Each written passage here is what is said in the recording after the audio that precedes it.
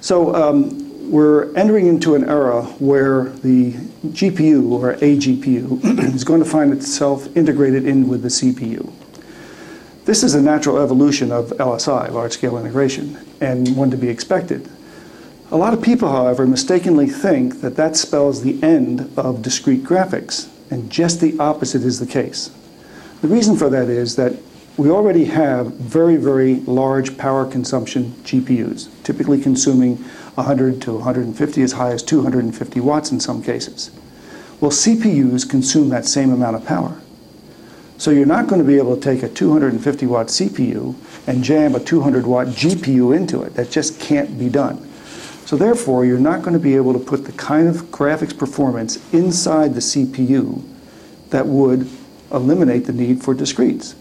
Rather, what you'll do is you'll just put enough GPU capability to get the job done in a good enough fashion, which is exactly what we have now with integrated graphics. So nothing really changes, except that we eliminate a part, the integrated graphics, and do integration, but performance-wise, it's all the same.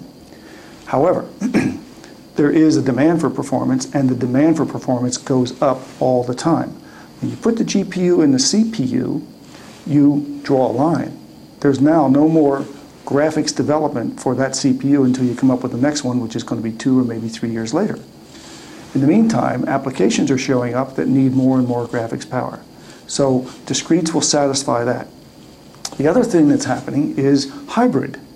And hybrid is where you use a low-power graphics unit, like an integrated graphics unit or like an embedded graphics unit, for applications that don't need much graphics performance, email, maybe some word processing, spreadsheets, and so forth, and typically when you're on an airplane or in a place where you don't have access to regular mains power. Then, when you get access to the regular mains power, a discrete graphics chip is switched in, and now you have the performance that you need for video editing, for photo editing, for game playing, for professional graphics, for whatever it is that needs a lot of graphics power. So that's going to cause you to have 2 graphics chips in your system, one inside the CPU or just next to it like an integrated unit, and a discrete unit as well.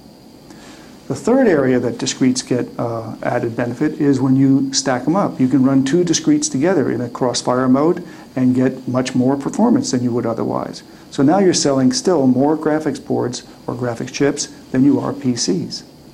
And then there's another whole area that doesn't even get spoken about, which is called embedded graphics, where systems are built that don't show up as PCs. And they end up with lots of graphics in them, in fighter aircraft dashboards, in medical equipment, scientific equipment, and so forth. So discrete graphics are going to be with us for a very, very long time. Don't worry about that.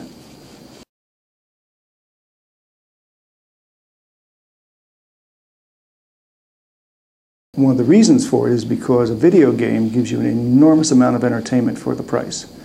A video game costs between $35 and $45, let's say, and it delivers literally 100 hours or more, maybe 200 hours of entertainment that you can enjoy over quite a long period of time.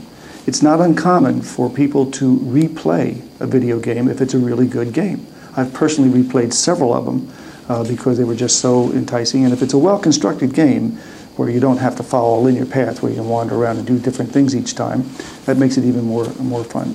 When you have a recession or any kind of an economic setback, people pull back their expenses. And one of the things they pull back on is going out to the movies, for example, going out to dinner.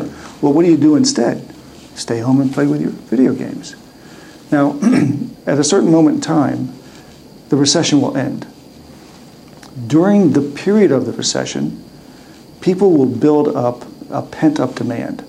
They'll be made aware of new products that are coming up. They'll want those products because they'll represent some value, some benefit to them.